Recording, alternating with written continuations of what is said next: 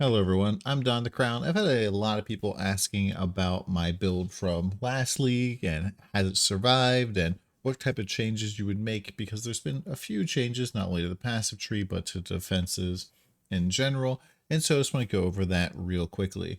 This is my old POB from last league and there's a whole bunch of things that have definitely changed, like for example this spot here for Threat of Hope is no longer very good and acrobatics is now gone. And as you can see, last league, I didn't necessarily have the best gear by the end of the league, but I still had 37 million with about 6,200 HP, which is pretty good. I've gone through, made some adjustments for this particular league to become quite a bit more tanky than I have been in the past. Obviously, you can see here we're down to 24 million DPS. This is with Berserk and everything active like you have on a normal boss, but we're getting a lot more defenses in a couple different ways. Right now, just with this, with our flasks up, we have like 58% evasion, we have 41% block, and we have some spell suppression in there as well. And so this is basically the tree that I've been looking at kind of a little bit. And I think this is pretty good. There's some mastery stuff in here that is pretty nice. There's some masteries and stuff that aren't all that great, but you kind of got to deal with what you got. The sword masteries can actually be pretty decent. If you're running low on Impale, there is chance to get Impale. There's chance to get Frenzy charges even when you're hitting bosses. This one's not really all that great, as you should be able to like Hydrosphere before most bosses, but you could use this potentially. The critical strike chance with less crit multi also can provide a decent chunk of damage, so that's not bad either. But you kind of got to watch out for your passive points because we're kind of, you know, getting low on passive points here. But really, I thought there was an interesting way to potentially do this so even more tanky than before. And so this is kind of our standard normal tree that we've been doing for a long time. But I've also looked at doing a alternative kind of grace setup here. So the whole point of doing this particular setup here is to be much more tanky than normal. Even though we lose quite a bit of life, we're going to be able to pick up grace without screwing our mana. And so the way we're able to do that is we're getting the reservation mastery stuff over here. We're also taking this life wheel, which counts as an evasion wheel. So we can take Grace has increased mana reservation efficacy as well, which allows you to run Grace pretty easily without having to have an enlighten or any other shenanigans.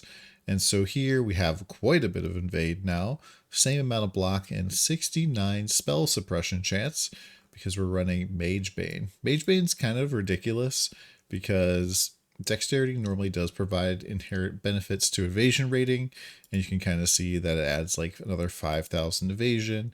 But once you have quite a bit of evasion, that doesn't really help you out all that much.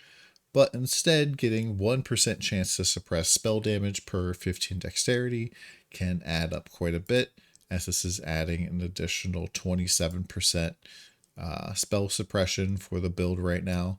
You're also going to be going through like Sentinel, which gives you quite a bit of all res.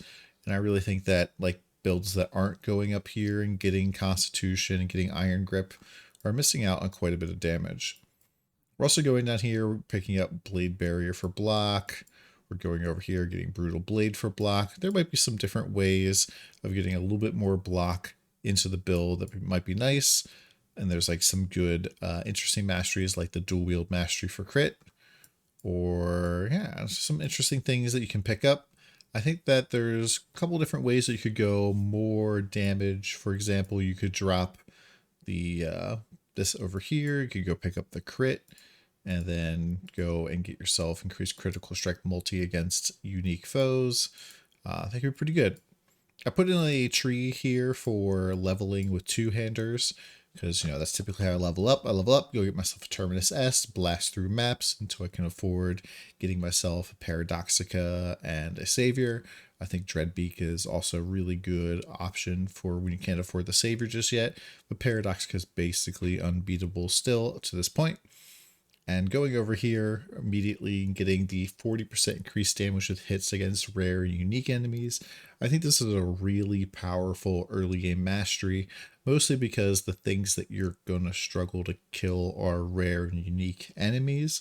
So even though this like might not necessarily like boost your damage against like the regular enemies you're fighting, is probably going to be the rare and unique enemies that are going to be killing you most of the time.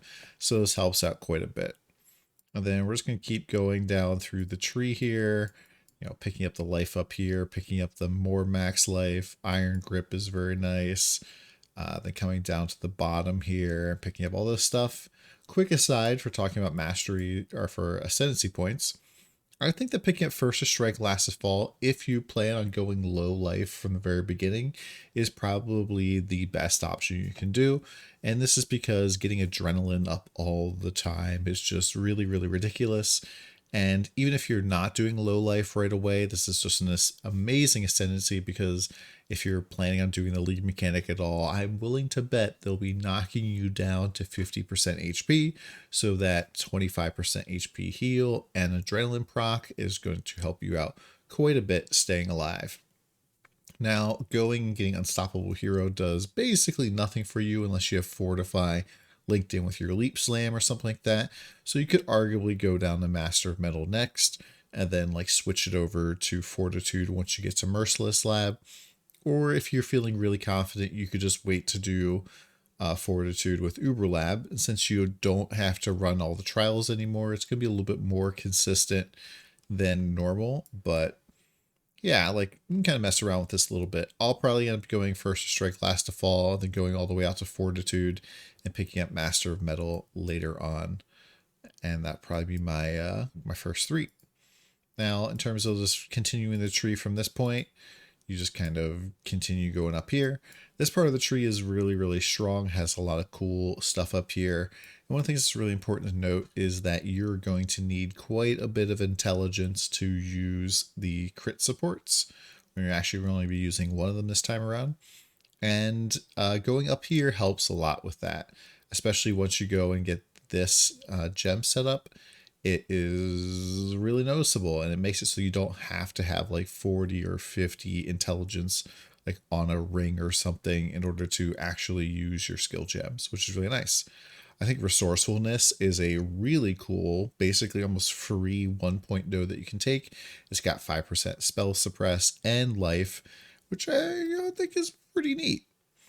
And then we just gonna finish up the tree with just filling in the other stuff. Now, I know a lot of people have asked me about this in the past. I don't know why this is doing this. About when do I switch over through, I like level up through the attack speed and then I switch over to having the life. And I think it's really important to kind of switch over to that kind of like while you're in maps because you're going to kind of start feeling a little bit squishy. And so you want to go and pick that stuff up. Now, of course, if you're going to do this like standard tree, you're not going to be able to get evasion from Grace. So you make sure to kind of tick that off.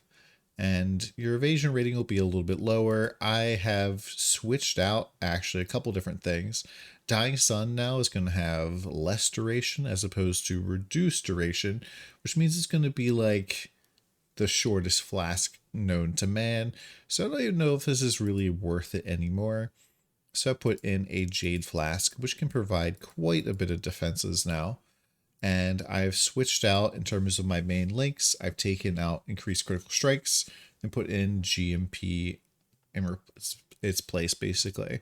And I was even thinking about doing this last league because it was pretty hard to get Dying Sun to be up all the time for bosses. And then when Dying Sun's not up, then GMP kind of starts edging into being better than the other options.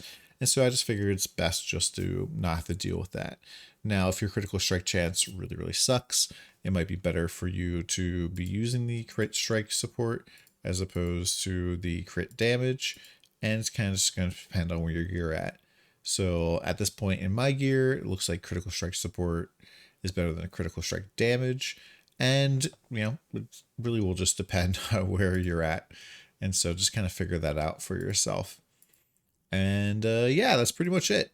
I do think that Raslata's Coil is still incredibly strong belt, but especially early on in the league, Nomad is going to be really, really good use. It does provide quite a bit of damage, quite a bit of resistances, and it's just really great. Typically not super duper expensive right off the bat, but typically will scale up. Terminus Est, as always, is a great leveling weapon. Also, I just want to point out one more quick thing. In the configuration over here, right now Champion is not working. So I put that in there. Also, Savior, you can put this in here now. And Grace also isn't working correctly. It doesn't have the more evasion that it should have here. So that does help out quite a bit. And what I mean it doesn't work is if you go like Unstoppable Hero.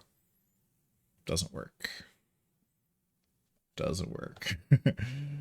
Doesn't work. So yeah. But yeah, that's pretty much like what I'm thinking. I'll probably end up just following the leveling tree that I put in here and then going over to this alternative Grace side, mostly because this one will be a little bit more tanky this time around. I think this is going to be a league where you definitely want to be more tanky than normal. But if you have any questions, there's a lot of notes and stuff in here in terms of leveling things. And if, as always, you can just come by the stream. Have a good one. Thanks.